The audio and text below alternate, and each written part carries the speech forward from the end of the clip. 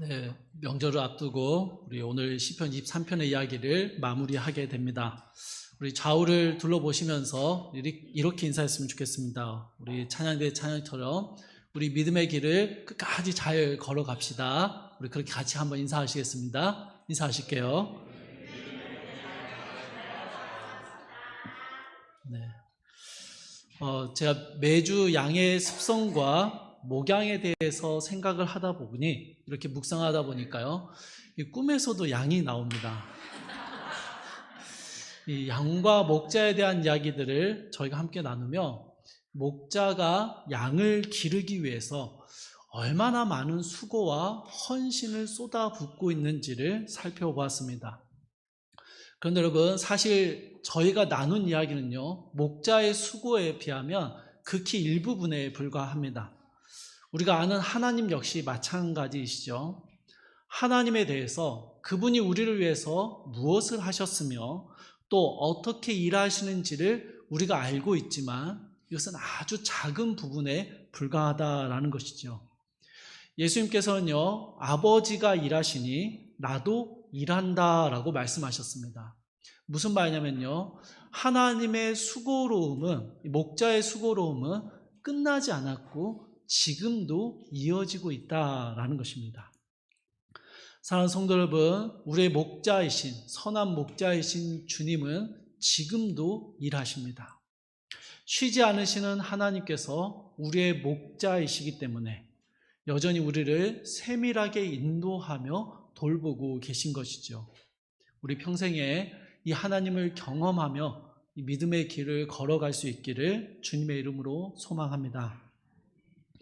이제 시편 23편은요, 양의 고백과 다짐으로 마무리가 됩니다. 그런데 여러분, 6절을 보시면 지금까지 살펴보았던 내용들과는요, 선후 관계가 뒤바뀌게 됩니다. 여러분, 6절의 말씀을 다시 한번 읽어볼까요? 6절 말씀입니다. 시작. 내 평생의 선하심과 인자하심이 반드시 나를 따르리니 내가 여호와의 집에 영원히 살리로다. 아멘. 그럼 앞의 내용들과의 차이점을 아시겠습니까? 이전까지는요, 양은 목자를 잘 따라가면 됐습니다. 그렇죠? 목자를 신뢰하며 목자가 인도하는 대로 잘 따라가는 것이 양이 해야 될 일이었어요. 그런데 6절은요, 목자의 선하심과 인자하심이 양을 뒤따라옵니다.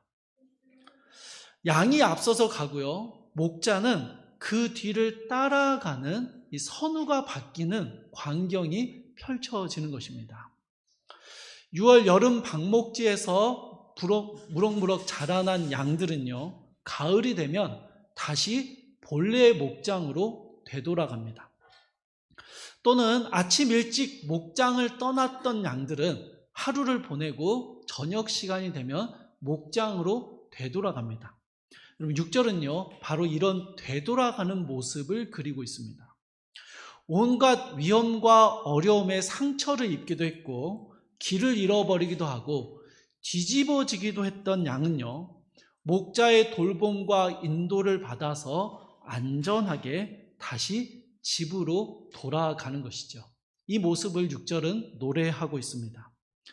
양은요, 귀소 본능이 굉장히 강한 동물이라고 합니다. 여러분 이건 저희도 좀 비슷한데요. 아침에 출근하면 여러분 무슨 생각을 하십니까? 퇴근을 생각하시죠. 네.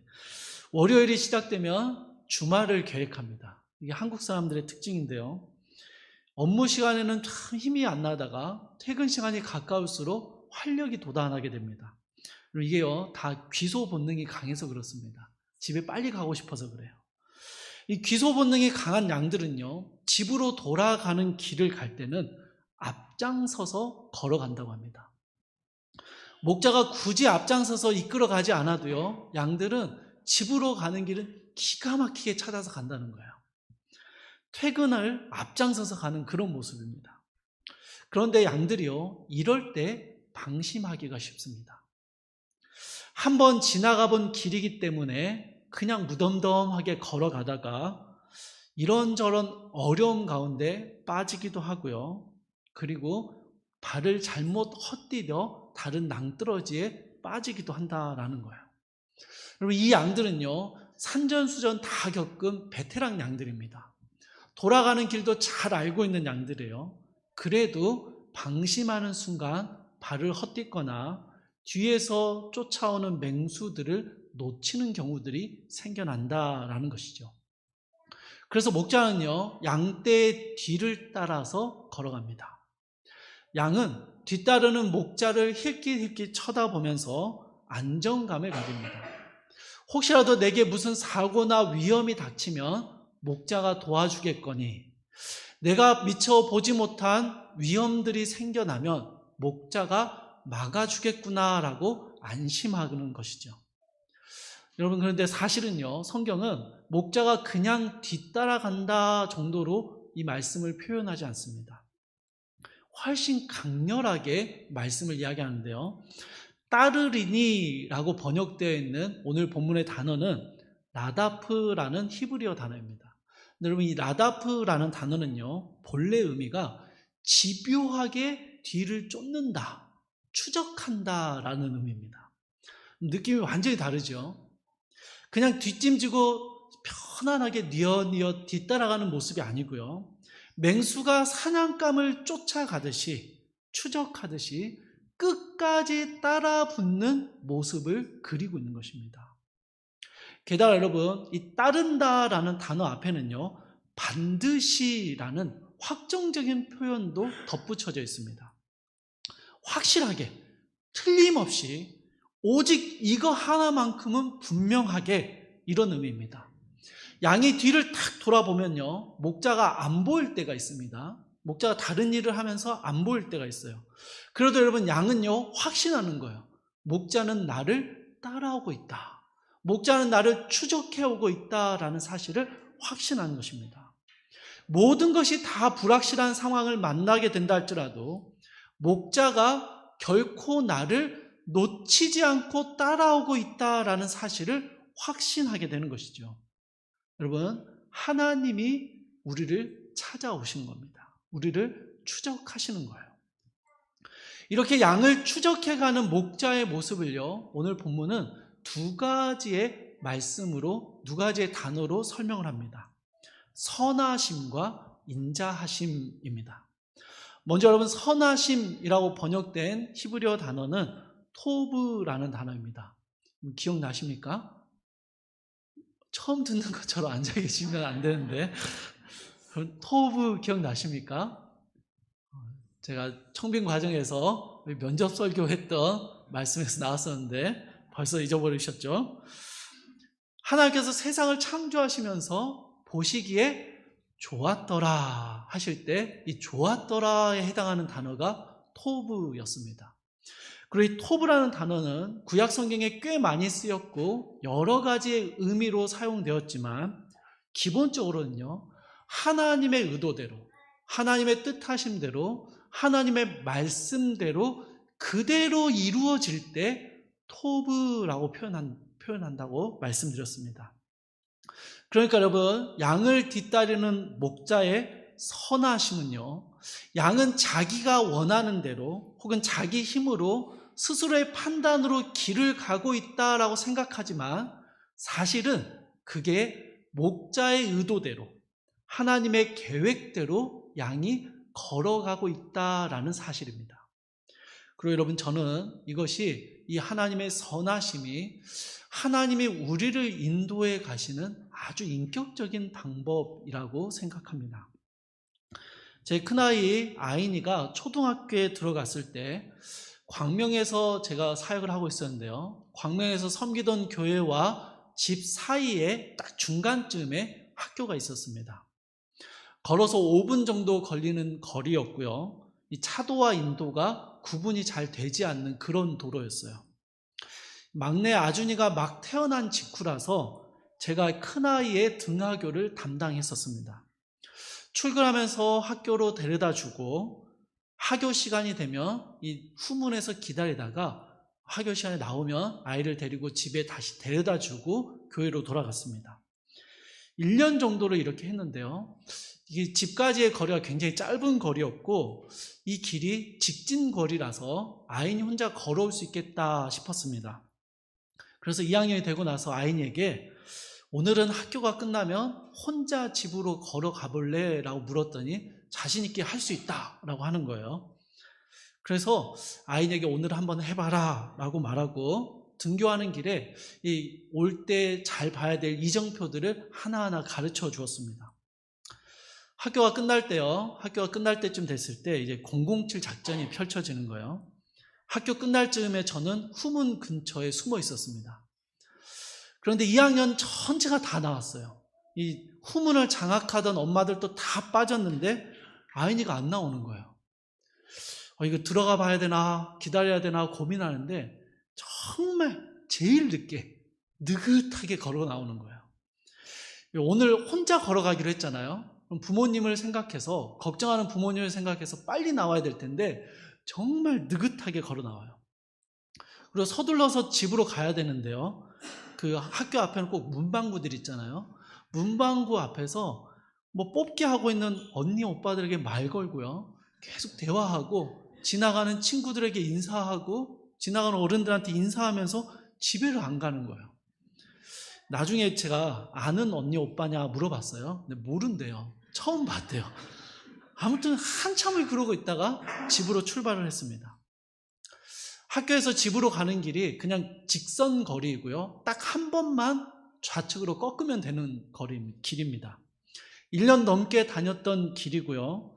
그런데 마치 처음 보는 길처럼 여기저기 둘러보고 구경하면서 천천히 가는 거예요. 그러다가 전혀 다른 골목으로 꺾어서 들어가는 거예요. 제가 따라가야 하나 고민하다가 좀 기다리고 있는데 다시 또 돌아 나왔습니다. 저는 막 뒤따라가면서 전봇대 사이에 숨고 입간판 뒤에 숨고 하면서 막 따라갔습니다. 그렇게 5분 정도 거리를 20분이 훌쩍 넘어서 집에 도착을 했습니다. 나중에 제가 퇴근을 해서 아인이에게 혼자 집에 잘 왔냐? 잘 왔대요. 그래서 와 진짜 대단하다, 잘했다 이렇게 칭찬해 줬습니다.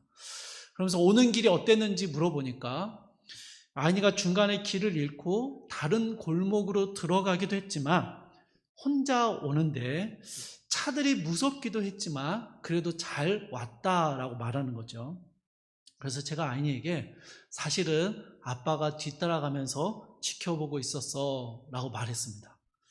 그래서 아인이가요 알아요 그러는 거예요. 아빠가 뒤에 있는 걸 봤는데 아빠 자꾸 숨으니까 모른 채 해줬대요.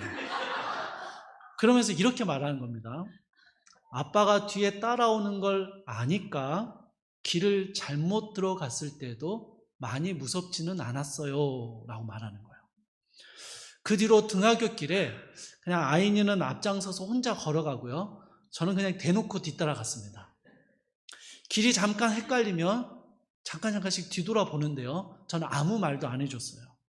그러다 잘못된 길로 들어가면요.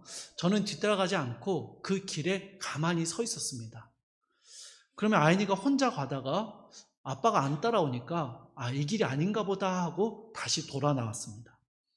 이렇게 몇 번을 하고 나니까 길을 이제 완전히 익히게 됐습니다. 사랑하는 성도 여러분, 선하신 주님이 우리를 따라오신다라는 게요, 이런 의미입니다.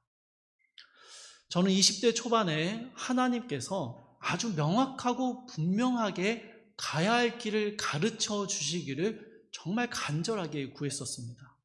지금도 마찬가지인데요. 그런데 하나님은 그런 확실함을 잘 주시지 않는 거예요. 그래서 많이 답답했습니다. 하나님이 분명하게 가르쳐 주시고 앞장서서 인도해 주셨더라면 절대로 하지 않았을 수많은 실수와 실패를 맛볼 수밖에 없었고 불필요하게 빙 돌아서 와야 할 때도 많았습니다. 처음부터 직선거리와 옳은 길로 인도해 주셨더라면 겪지 않아도 되는 그런 일들이었죠. 그런데 여러분, 이게 우리를 대하시는 하나님의 인격적인 방법이십니다. 하나님은 우리가 하는 결정과 선택을 존중하신다라는 사실을 알고 계십니까? 우리를 기계적으로 가장 효율적인 방법으로 끌고 가시는 게 아닙니다. 때로는 실수하고 실패하고 잘못된 길을 선택해서 걸어간다 할지라도 오래 참으시며 우리를 지켜봐 주시고 기다려 주신다라는 것입니다. 여러분, 이것이요, 우리를 추적하시는 하나님의 선하심입니다. 시편 23편을 기록한 다윗을 한번 생각해 보십시오. 그의 평생에 여호와의 선하심이 항상 있었다라고 말할 수 있을까요?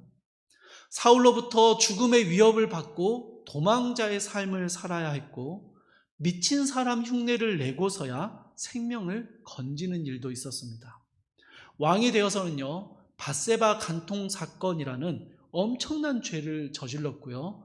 이로 인해서 자녀들의 근친상간과 이 자녀들 사이의 살육을 경험해야만 했습니다. 아들 압살롬의 반역으로 인하여 폐륜과 내전의 처절함도 겪어야만 했습니다. 과연 하나님의 선하심이 다윗의 평생을 뒤따랐던 것이 맞는 걸까요? 그런데 다윗은요, 이렇게 고백하고 있는 것입니다. 내가 비록 실수하고 실패하고 잘못된 길을 선택할 때도 많았지만, 혹은 그로 인하여 수많은 아픔과 고통을 경험하기도 했지만, 그럼에도 선하신 주님께서 내가 돌아가야 할 곳을 가르쳐 주셨고 결국에는 다시 돌아가 주님의 뜻에 합당한 삶을 살도록 만들어 주셨다라는 것이죠. 그분의 끝없는 추적하심이, 포기하지 않으시는 쫓아오심이 다윗의 삶을 여호와의 선하심으로 가득 찬 삶이 되게 했던 것입니다. 사랑하는 성도 여러분, 지금 나의 삶에 주님이 보이지 않는 경우가 있습니다. 여러 위험들을 정면으로 맞닥뜨려야 하는 경우도 있고요. 가야 할 길이 헷갈리고 우리를 유혹하고 우리를 관심 끌게 하는 많은 일들이 있기도 합니다. 그러나 여러분의 삶을 뒤쫓아오고 계시는 선한 목자가 계심을 기억하십시오. 보이지 않아도 선한 목자이신 주님은요, 우리의 삶을 추적해 오시며 온갖 위험으로부터 우리를 지키고 계십니다.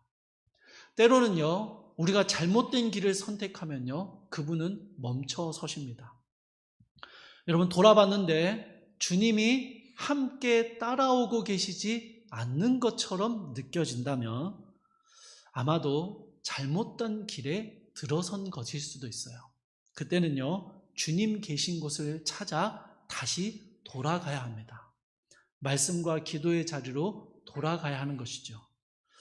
우리의 평생에 반드시 주님의 선하심이 우리를 쫓아오고 계심을 우리는 확신해야 하는 것입니다. 또 하나 양을 쫓는 목자의 모습은 인자하심입니다. 이것은 히브리어로 헤세드라는 단어입니다. 여러분, 토브라는 단어와 헤세드라는 단어는 이 두 가지는 잘 기억해 두십시오. 성경 전체에서요, 하나님의 일하심을 설명하는 가장 핵심적인 단어입니다. 헤세드는 은혜 혹은 자비로 번역을 되는데요, 여기에는 두 가지 의미가 담겨 있습니다. 자격 없고 가치 없는 자들에게 주어지는 값없는 은혜, 이런 의미입니다. 또 하나는 숨겨진 의미인데요, 언약적인 성실성에 관한 의미입니다.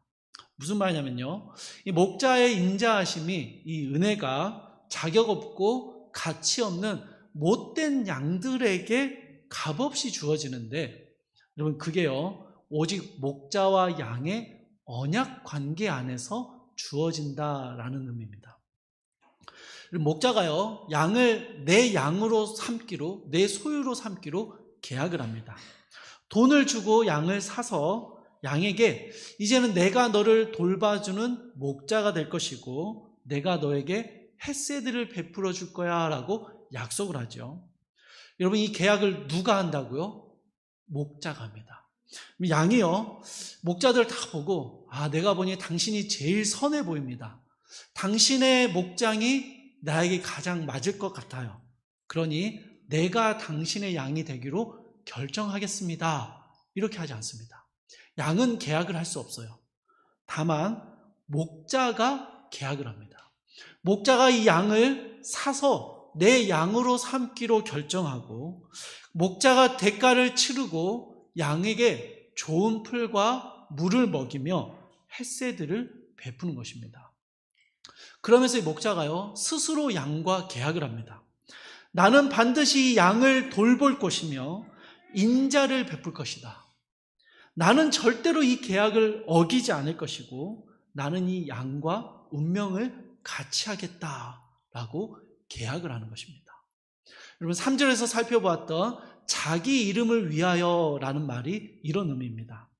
너희가 아무리 말 안 듣고 막 나가고 그래서 나를 진노하게 하고 너라는 양을 버리고 싶은 마음이 든다고 할지라도 이 계약 때문에 나는 너를 붙들 것이고 너를 선하게 돌볼 것이다.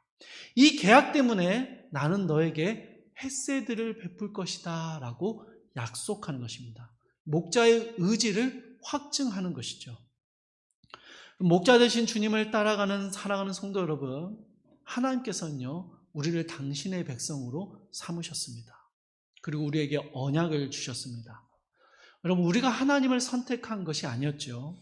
그분이 말할 수 없는 대가, 십자가에서 예수 그리스도를 못 박아 죽이심으로 그 피의 대가로 우리를 사셨습니다. 하나님의 양이 되게 하셨어요. 그리고 십자가는 우리의 목자가 되어주시겠다라는 확증을 우리에게 보여주셨습니다. 무슨 일이 있어도 하나님이 우리의 목자가 되시겠다라는 언약을 깨뜨리지 않겠다라고 약속하신 것이죠. 우리가 아무리 가치 없고 자격 없고 날마다 실수하고 실패하고 넘어진다 할지라도 목자가 되시는 하나님은 우리에게 헤세드를 베풀어 주시겠다라고 언약하신 것입니다. 그러면 사도 바울의 고백을 한번 들어보십시오. 누가 우리를 그리스도의 사랑에서 끊으리요? 환난이나 곤고나 박해나 기근이나 적신이나 위험이나 칼이랴. 내가 확신하노니 사망이나 생명이나 천사들이나 권세자들이나 현재일이나 장래일이나 능력이나 높음이나 깊음이나 다른 어떤 피조물이라도 우리를 우리 주 그리스도 예수 안에 있는 하나님의 사랑에서 끊을 수 없으리라. 내가 확신하노니 사망이나 생명이나 천사들이나 권세자들이나 현재일이나 장래일이나 능력이나 높음이나 깊음이나 다른 어떤 피조물이라도 우리를 우리 주 그리스도 예수 안에 있는 하나님의 사랑에서 끊을 수 없으리라. 아멘.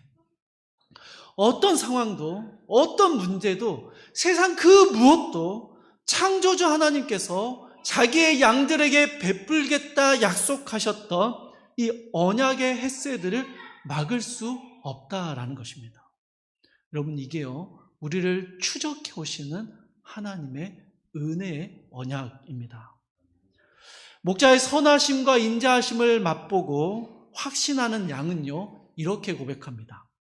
내가 여호와의 집에 영원히 살리로다. 아멘. 여러분, 자녀들이 공통적으로 가지는 바람 중에 하나는요, 부모님과 따로 사는 것입니다. 그렇죠? 해방, 독립, 자유 막 이러면서 기숙사나 자취 생활을 하고 싶어 해요. 그런데 진짜 타지에 나가서 살다 보면요, 잔소리를 들어도 엄마가 해주는 따신 밥을 먹는 게 얼마나 좋았는지를 알게 됩니다. 그런데 자녀가 찾아와서 이렇게 말하는 거예요. 저는 엄마 아빠가 차려주는 밥상에서 저를 위해 수고해 주시는 모든 수고와 헌신을 깨닫습니다. 너무 감사하고 좋습니다. 두 분이 있어서 저는 부족한 것이 없습니다. 그래서 결심했습니다. 저는 엄마 아빠의 집에 영원히 살겠습니다. 여러분, 이러면 막 감동받고 기쁘시겠습니까? 아니죠. 아닙니다. 여러분, 양이요, 여호와의 집에 영원히 살겠다라고 말하는 건요, 이런 의미가 아닙니다. 목자가 해주는 게 너무 편하니까 그냥 목자가 돌봐주는 그 목장에서 그냥 편안하게 살고 싶다, 그런 의미가 아니라는 거예요. 여호와의 집이라는 이 표현은요, 구약 성경에서 하나님의 성전을 의미하는 단어입니다. 그런데 성전은요, 최초의 성전은 솔로몬 시대에 건축이 되었어요. 다윗의 시대에는요, 성전이 없었습니다. 그런데 다윗은 하나님의 집이라는 표현을 쓰고 있어요. 여호와의 집에 영원히 살겠다라는 이 다윗의 고백은요, 성전 안에서 거처를 마련하고 살겠다, 그런 의미가 아닙니다. 간단하게 말하면요, 하나님의 임재를 누리며 살겠다라는 다짐입니다. 내 평생에 수많은 일상과 환경들 속에서 하나님의 임재를 누리며 살겠다라는 고백입니다.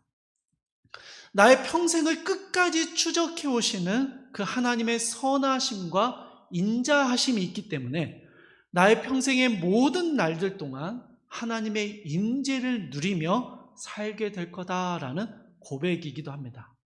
또한 여러분, 치열한 하루의 일과를 마치고 우리가 평안과 쉼을 누리기 위해서 돌아가야 할 곳이 하나님의 집입니다라는 고백이기도 합니다. 시편 23편은 양의 노래입니다. 여호와는 나의 목자이시기 때문에 나에게는 부족한 것이 없습니다 라는 고백으로 시작을 했고요. 이제 마지막은 여호와의 집에 영원히 살겠습니다 라는 다짐으로 마무리가 되고 있습니다. 사랑하는 여러분, 1절부터 6절까지 오기까지 여러분, 그 안에는요, 수많은 광야와 골짜기들을 지나왔습니다.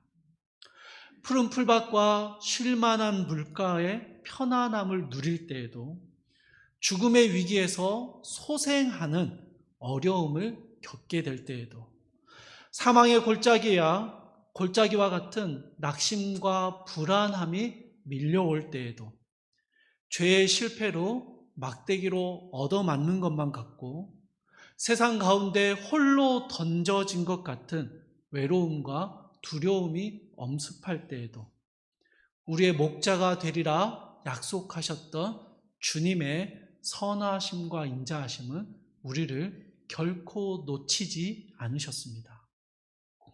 에베네셀의 하나님께서 우리를 여기까지 인도해 오셨지요.